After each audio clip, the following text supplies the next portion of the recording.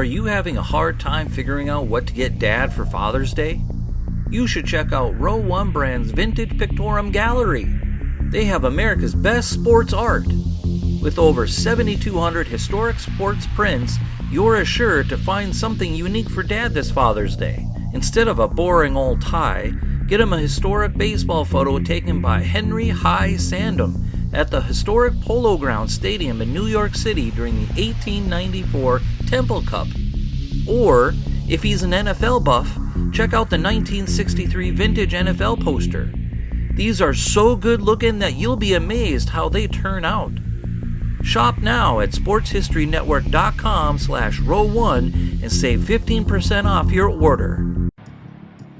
The Arab-dominated Organization of Petroleum Exporting Countries would end up imposing a total oil embargo on the United States and some European countries in 1973.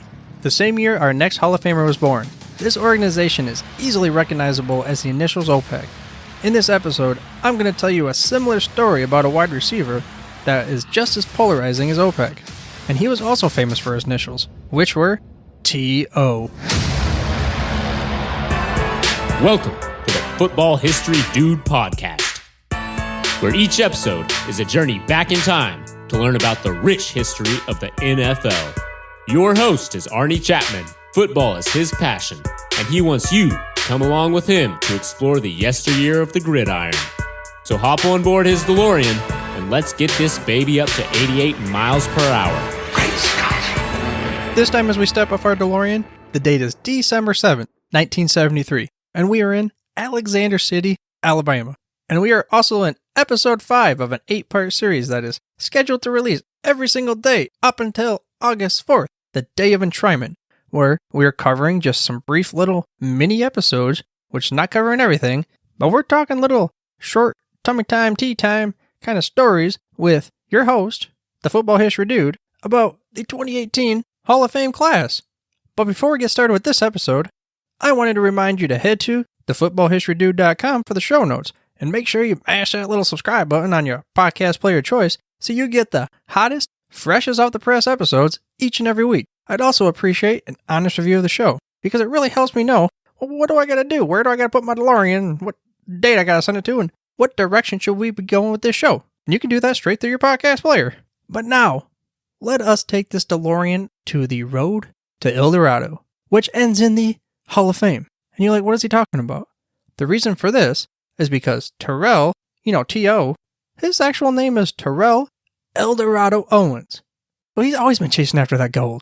You can't blame a dude for living up to his birthright, and he has accomplished his goal from an individual perspective.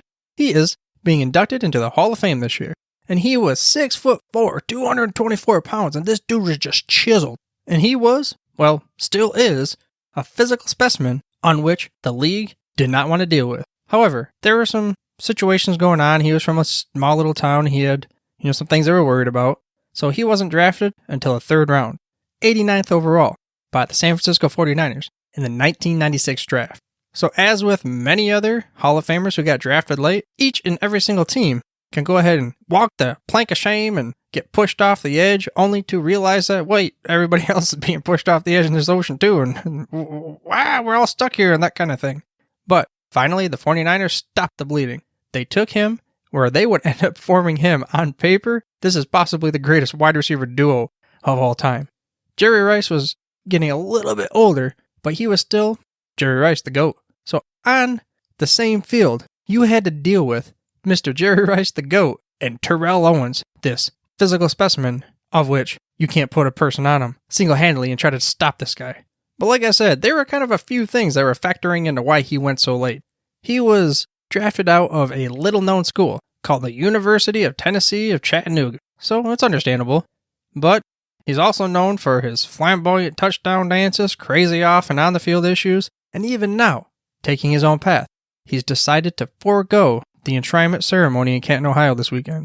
But on the field, there was no denying the impact that this dude had, and that he was one of the most productive receivers and just hardest working guys in the NFL. I mean, for instance, right now, he's 44 years old, and he just ran an unofficial 4.43 40-yard dash, and he's still trying to play in the CFL or NFL. Now, no NFL teams are really truly biting at this hook, But just, training camp just started. Players go down all the time. Teams have to shake things up. Not to mention PR stints and trying to sell more jerseys and everything. Just imagine. He gets inducted to the Hall of Fame, and then he goes and plays for an NFL team in a regular season game at the beginning of September. That would make him the only active Hall of Famer to play in an NFL game. That's just one more thing to put on his list of super freak, someone you can't stop, I know it's not quite the same thing, but it's like Rick James said, he's a super freak. He's super freaky, wow. He would end up doing this for 15 seasons for multiple teams.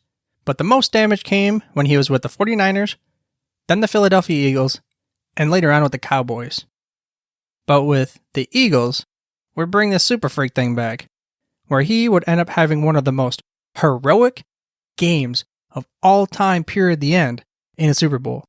And it wasn't necessarily like the stat lines or what he did, it was what he did in the Super Bowl, but it was more so what led up to the Super Bowl. I mean, the Super Bowl could have ended up being his swan song, where it was like he was over. And the reason why it was so heroic was he broke his leg, and he had a torn ligament in his right ankle that required surgery 7 weeks before the Super Bowl. Now, by all accounts, he should never have been able to play in the Super Bowl for the Philadelphia Eagles that year. And in a previous episode, the first listener episode of the podcast, Anthony Collins gave you a breakdown of why he thought he was the greatest wide receiver of all time. And this is part of the story. So getting to the Super Bowl, leading up to it, doctors, they advised him against it, saying if he played, it was possible he would end his career. But he still went out and tried to help the team win that Super Bowl. Now, I know he does a lot of things that make you wonder about what's going on upstairs, but if you can put that aside, he was just a solid football player and wanted to win, and one of the hardest, if not the hardest working athletes when it came to practice on the field and just putting his body into shape to be able to perform and get to the level that he had to play.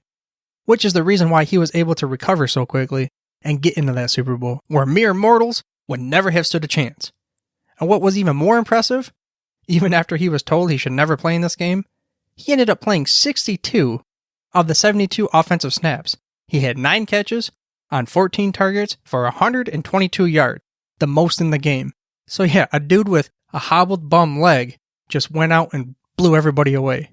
Then he would become a free agent again, where he would have a 3-year span for the Dallas Cowboys that also should never have happened for an individual that was that age.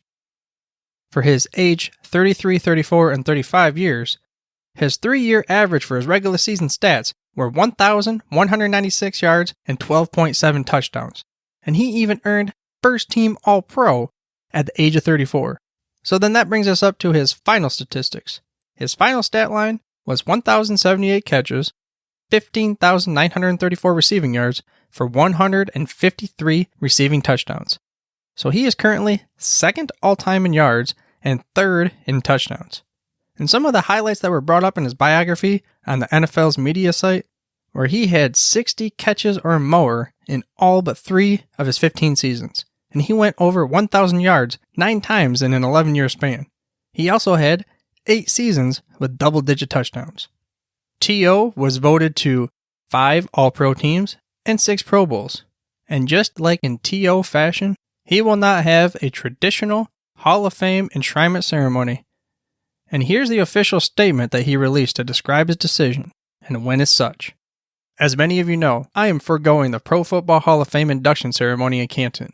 After giving it much thought, I have realized just how much I want to celebrate what will inevitably be the best weekend of my life, at a place that means so much to me. I have decided to give my Hall of Fame speech at the University of Tennessee at Chattanooga in McKenzie Stadium on Saturday, August 4th. The event, which is free and open to the public, starts at 3:17 p.m. I'm proud to be a Mock, and I'm honored to be able to share this experience with my family, friends, teammates, and fans at a place that provided me an opportunity beyond high school and where I truly began to find myself as an athlete. Thank you to everyone who has supported my celebration decision.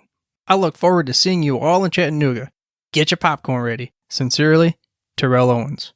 And when he does do his speech, he's going to have former wide receiver coach from the 49’ers, George Stewart, be his presenter. And that's a quick little brief recap of Terrell Owens' professional career. And now we get to go on to the defensive side of the ball. But I hope you enjoyed this bonus episode of the Football History Dude. and we're able to gain some knowledge nuggets about one of the greatest and most polarizing wide receivers in league history. Tomorrow, I'm going to cover the career of Brian Dawkins.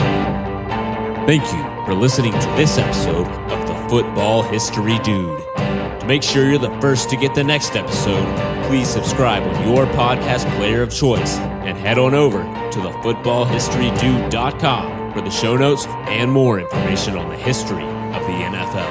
And remember, dudes, where we're going, we don't need roads.